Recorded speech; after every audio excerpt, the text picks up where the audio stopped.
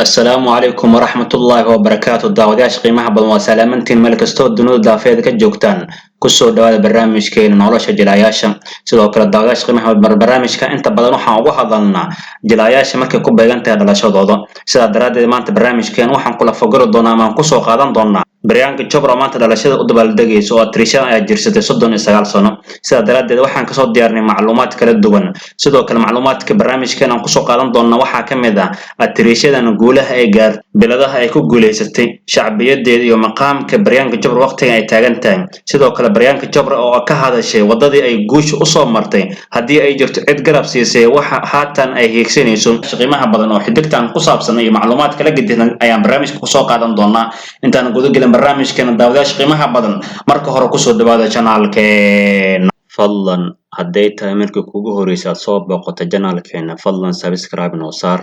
like saar muuqaalkan waayo dad badan ay gaarayaan aragtadaana comment noogu reeb marka hore daawadayaasha qiimaha badan barnaamijkeena waxaan ku bilaabi doonaa waa kuma Priyanka Chopra waa Trisha sidoo kale waa model sidoo kale waa heesa markaan fiirno Trishadan dhererkeeda 169 cm markaan eegno culeyskeeda k.g.geeda waa 55 kg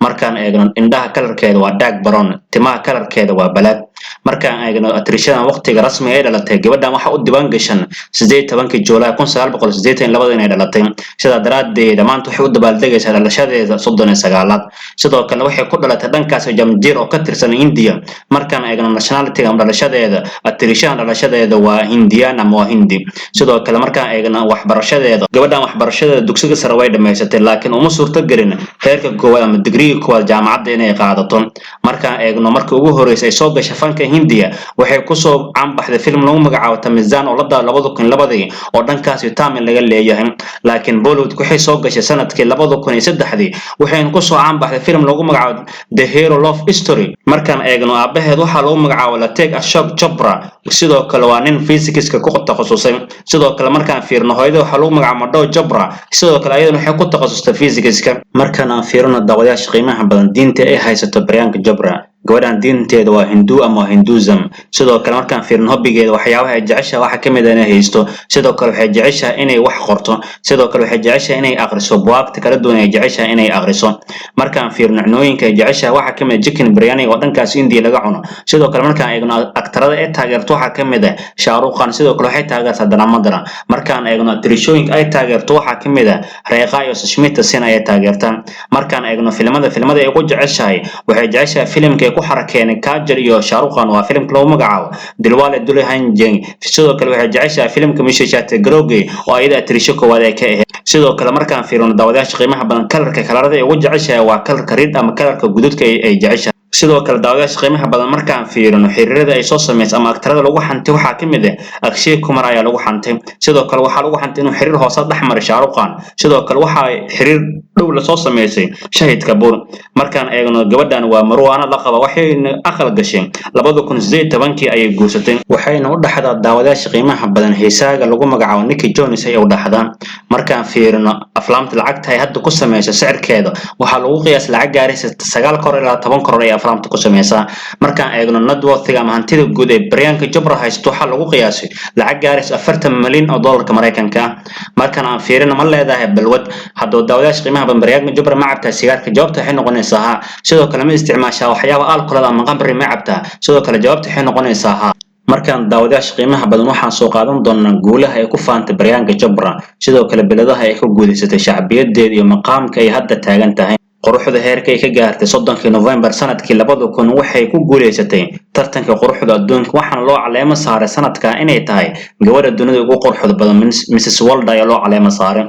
qaab jiliinka heerka ay ka gaartay waxa lagu qeexaa mid kamid ah jilayaasha ugu qaab jiliinka wacan taariikhan Hindiya doorar kala duwan ayaa Priyanka loo dhiibay sida ay u jishay waa wax cajiib ah tusaale waxa kugu filan qaabka ay kaga baxsay aflaamta door ahaan kala duwan sida ay trans fashion Bervid Don iyo kuwa kale waana doorar adag marka mid walba gooni loo qiimeeyo darajadeeda attritionnimo box office ahaan marka loo eego waa xidig waa star oo ma aysan gaarin superstarnimo box office ka ayaan halbeega saxda ee maqaamka jilaaga lagu qiimeeyo balse caanimo hadii loo fiiriyo waa global superstar ah guulaheeda box office markaan fiirino tirada filimada ay sameysay 41 filim Bollywood ay sameysay tirada aflaamta u guuleystay 18 filim waxayna ku jirtaa kaalinta afraad qarnigan cusub tirishooyinka ugu guulaha badan waxaana ka horeeyaan Kareena Kapoor, Katrina Kaif iyo Rani Mukherjee. tirada filimada hitka dhameystiran u noqdeen waa 10 filim waxayna gashay kaalinta afraad qarnigan cusub tirishooyinka ugu hitka badan marka la dhaho waxa ka horeeyaan kaliya Katrina Kaif, Kareena iyo Deepika Padukone kaliya ayaa ka horeeyaan. filimada ay ku faanto guul ahaan waa Krish oo noqday blockbuster, Krish 3 oo noqday blockbuster, Agnibad oo noqday superhit, Barfi oo noqday superhit iyo kuwa kale. heerka shacbiyada Priyanka Chopra markaan fiirno kordwaad 121 milyan followers ay ku leedahay baraha bulshada dhammaan marka la isku daro baraha bulshada ciwaanada ay ku leedahay waa tirishada kaliya meel saarta Akshay Kumar sidaan wada ognahay Akshay Kumar waxa loogu yeeri jiray magaca shabeel naagood oo filimadiisa hore inta badan waxa ku jireen muuqaalo dareen oo tirishooyinka shaashada kula wadaagayo kuwa badan ayaana ka qeyliyeen balse Priyanka ayaa ka yaabsatay bilowga qarnigan markii ay tiraas la sameysay isaga oo dhan ay jeebka ku ridatay waxayna bartay qaabka indho adeega ah ee muuqaalada dareenka loo sameeyo. abaalmarinada ay ku guuleysatay waa 81 abaalmarin ay guud ahaan ku guuleysatay xidigtan waxaana kamid ah Filmfare oo kamid ay ku qaadatay Best Actress lagu siiyay halka National Film Award ay ku guuleysatay sidoo kale dawladda Hindiya waxay guuleysatay abaalmarinta badmashari oo abaalmarinta afraad muwaadin Hindi ah oo la siiyo. xirfadaha kale ay Priyanka Chopra leedahay waxa kamid ah waa heesaa ama waa fanaan codkeeda ku heesi karta sidoo kale waxay qayb ka tahay hay'adda adduunka ee xuquuqda carruurta u dooda UNICEF waliba waa safiirka hay'adda wadamo badan ayna booqatay carruur badan oo dhibaataysan wax u qabatay sidoo kale Priyanka jilayaasha Hindiga waxay dheer tahay inay Hollywood ka xidig ka tahay inkastoo Deepika Aishwarya Rai Anubal Khair iyo kuwa kale Hollywood ka soo muuqdeen haddana saameynta Priyanka kama aysan sameeynin mid la mid ah maxaa yeelay Priyanka Chopra meeshaas xidig ayay ka tahay nolosheeda gaarka Priyanka Chopra waxay u dhaxdaa heesaaga caanka ee reer America oo ninka lagu magacaabi Jones sanadkii 2018 ayna la aqal gashay xidigan Hindiya ayayna haddeer kula nooshahay. markaan daawadayaasha qiimaha badan soo qaadano Priyanka Chopra oo ka hadashay wadadii ay guusha u soo martay haddii ay jirto cid garab siisay waxa ay haatan hiigsanayso.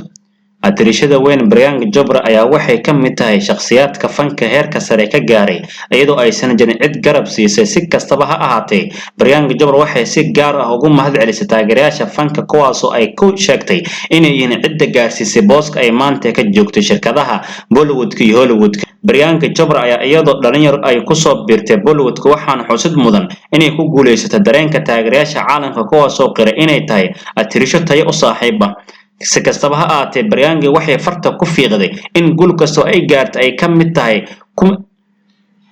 si kastaba ha noqotee daawadayaasha qiimaha badan Priyanka waxay farta ku fiiqday in guul kasta oo ay gaarto ay tahay mid ku timid shaqo adag oo ay qabatay iyadoo aysan jirin cid caawis ama cid garab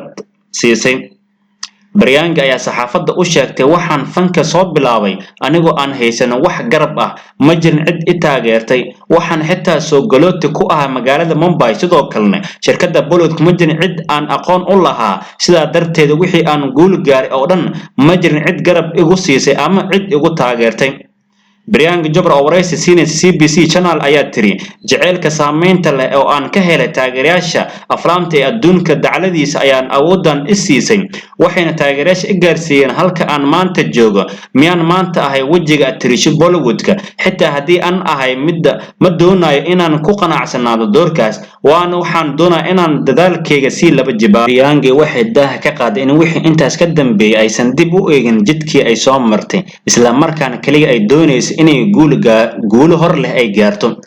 daawadayaasha qiimaha badan waxaa halkaas inagu dhan barnaamijkan ka soo diyaarinay atirishadan Priyanka Chopra oo maanta u dabaaldegayso dhalashada 39aad sidoo kale daawadayaasha qiimaha badan hadday tahay markii kugu horreysay channelka soo booqanayso fadlan subscribe noo saar sidoo kale muuqaalkan like saar waxay nagu dhiirigelinaysaa inaan idin soo sameeyno muuqaalo kale oo xiiso leh sidoo kale aragtidaada comment noogu reeb sidoo kale muuqaalkan share saaxiibada la wadaag si ay channelka subscribe noogu saaraan. Assalaamu calaykum waraxmatullaahi wabarakaatuh.